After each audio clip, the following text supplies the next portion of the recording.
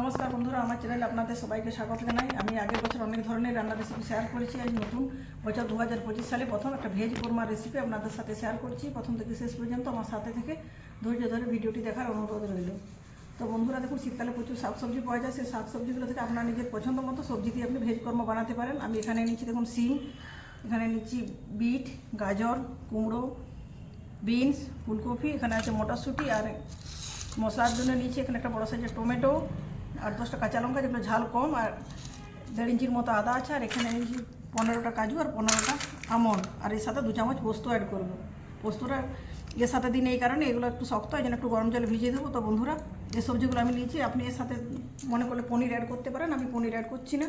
অনেকে সুইটকর্ন দেয়, সুইটকর্ন আমার কাছে নেই, থাকলে অবশ্যই দিতাম। তো চলুন বন্ধুরা, রান্নাটা শুরু করছি। প্রথম থেকে শেষ পর্যন্ত সাথে থেকে দেখতে থাকুন। তো বন্ধুরা দেখুন, আমন্ডার কাজুগুলো একটু কড়াইতে গরম জল আগে বসে দিচ্ছি সবজিগুলো একটু ভাপিয়ে নেওয়ার জন্য। সেই গরম জল দিয়ে একটু ভিজিয়ে দিচ্ছি। আর যে কড়াইতে জল দিচ্ছি, জলের মধ্যে দিয়ে দিচ্ছি লবণ দিয়ে কেটে রাখা সবজিগুলো 4-5 মিনিটের মতো একটু সিদ্ধ করে নিচ্ছি।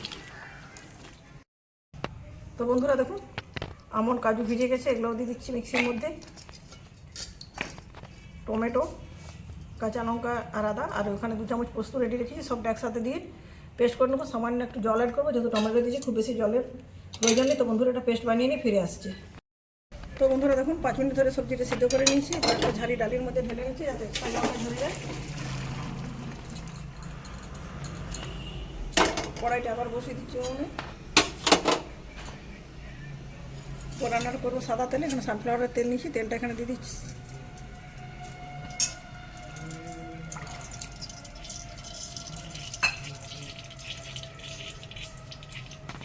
তো বন্ধুরা, তেলটা গরম হয়ে গেছে, তেলের মধ্যে একটু বাটার দিয়ে দিচ্ছি। বাটার দিয়ে সবজিগুলো খুব ভালো মতো করে ভেজে নিচ্ছি।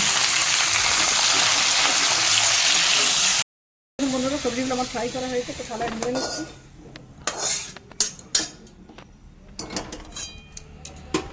কড়াইটা আর একটু সাদা তেল ঢেলে দিচ্ছি।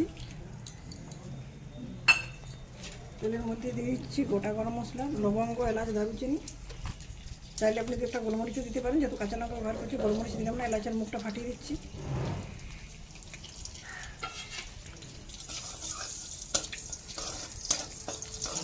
মশলাটা বানিয়েছি কোরমার জন্য, সেই মশলাটা এখানে দিয়ে দিচ্ছি।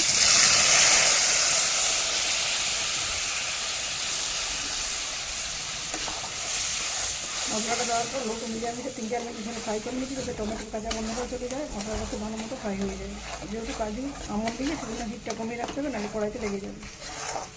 এরপর এখানে সামান্য একটু লবণ অ্যাড করবো, যাতে আগে লবণ দিই।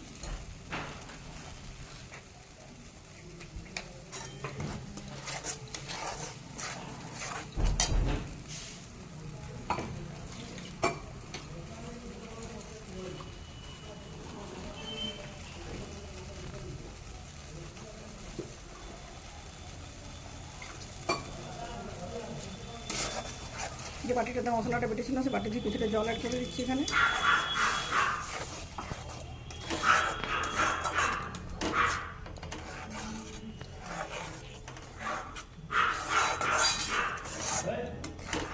দেখুন বন্ধুরা, মশলাটা খুব ভালো মতো কষানো হয়ে গেছে। এরপর আর একটু জল অ্যাড করে দিই। তারপর ভেজে রাখা সবজিগুলো দিচ্ছি এখানে।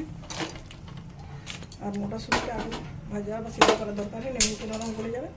মশলার সাথে খুব ভালো মতো সব সবজির সাথে মটরশুঁটিটা মিক্স করে ঢাকা চাপা দিয়ে একদম লো হিটে 5 থেকে 5.5 মিনিটের মতো রান্নাটা করে নিচ্ছি। তো বন্ধুরা, সম্পূর্ণ নিরামিষ পদ্ধতিতে মিক্স ভেজ কোরমা রান্না আমার কমপ্লিট হয়ে গেছে। মাঝে একটু স্বাদের ব্যালেন্সের জন্য নিরামিষ রান্নায় চিনি অ্যাড করেছিল, সেটা আপনাকে দেখানো হয়নি। তাহলে অন্য একটা পাত্রে ট্রান্সফার করে নিচ্ছি আমি রান্নাটা।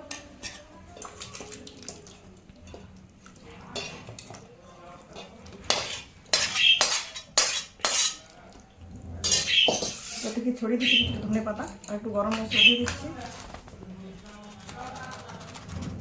তারপর ঢেকে দিচ্ছি। এটা গরম গরম ভাতের সাথে সার্ভ করবো। আপনারা চাইলে রুটি পরোটা দিয়েও খেতে পারেন, খেতে দুর্দান্ত লাগে।